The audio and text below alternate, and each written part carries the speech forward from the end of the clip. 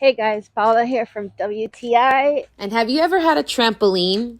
I hadn't, and I am so happy to finally have fulfilled this childhood dream of mine.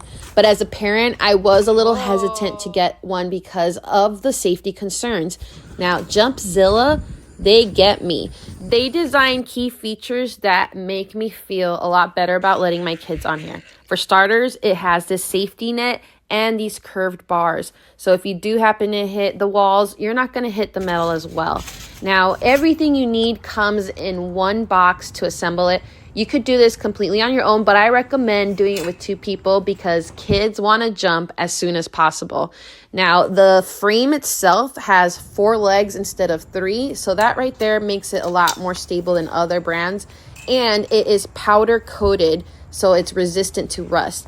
Where we live, we have already gone through a couple of storms through this season, and so far, this looks perfectly intact. And this 14-foot trampoline is perfect if you have kids in gymnastics. They can practice their tumbling.